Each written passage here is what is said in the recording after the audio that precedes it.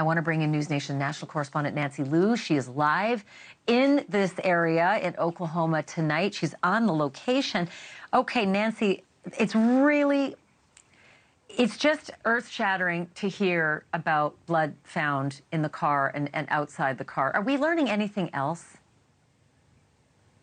It is disturbing information, but that is what a source is telling NewsNation producer Allison Weiner.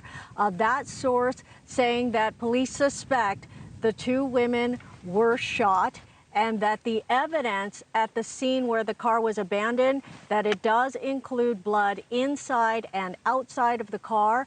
According to Allison Weiner, that's why the police were using metal detectors at that scene to look for gun casings. What happened to the women remains a mystery, though, Allison. Ashleigh, I did finally get to speak with the Oklahoma State Bureau of Investigations today. They are not saying much at all about this investigation, but they did tell me that they are still looking to find the women.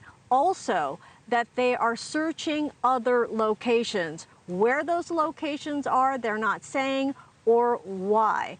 So there's still a lot we don't know about this investigation, but I got the sense that it is progressing, and we do not know yet if this custody case is definitively part of the investigation. I want to be really clear, Nancy, whenever I work on these stories and a source tells us something, it's oftentimes something they've heard in the halls or in hearsay or in chatter with colleagues, and it might be a game of telephone. It is possible there was blood found in the car and that somebody asked the question, maybe they were shot. So we should be really cautious as a team about the source's information about that, because it's entirely possible that that did not happen. It's just something that was said by a source. So just want to be really, really cautious, because man, that is just, it's super upsetting. And I also want to ask you about Wrangler Rickman, the dad in this case, who went to prison and then ended up in rehab. By all accounts, it seems like he's been in rehab, so he's got a pretty solid alibi here. But he got married. Yeah. Who knew? He got married last year. That new wife is already estranged, and there's a story to her as well. What is she saying about everything that's going on?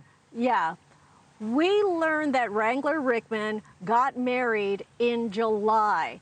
And by February, he was charged with a domestic violence allegation. And by February, we know that his new wife left Oklahoma. She indicated on social media that she left Oklahoma for safety reasons. And she also indicated that there was domestic abuse as the reason that she left Rickman. She kind of alluded to Veronica going through the same thing. She has an idea of what happened with Veronica. She didn't want to speculate online, but we do know through her social media posts that she's been talking with law enforcement. So law enforcement not telling us who they're talking to, but she is among the people who have talked to OSBI, and according to her, she's told them everything she knows. Well, I really wonder, what she knows. Being an estranged wife of Wrangler Rickman, who at this point we think, is, again, a solid alibi if he was in jail or, rehab, that doesn't necessarily point to him. But there's been so much talk about people who fear Grandma. And that court document I read gave me the willies. And I'm just going to reread it real quickly. Wrangler said this in a court document, stated that he'd been threatened numerous times by his mother, that she would kill him, shoot him in the head if he didn't do what she told him to do. Is it expected that this estranged wife has a lot more color and detail and can fill in some blanks about Grandma? She didn't want to elaborate on social media. She mentioned how the families are reading everything on social media, but a lot is being said about Grandma. Now, where the two kids are, we don't know, because Grandma had custody because Wrangler was incarcerated and now he's in rehab, and Veronica doesn't have custody, and she's missing. So OSBI has only said that the kids are safe, but we don't know where they are. You know, it's just distressing as all get out. You know, this is when public records are pretty helpful and secrecy is not, given the fact that there are two little innocent kids who could be in danger, whoever it is they are with in the midst of this awful, awful story. Nancy Liu, great digging out there. Break into the show if you find out anything. Though, Thank you. Go ahead. Ashleigh, Yeah.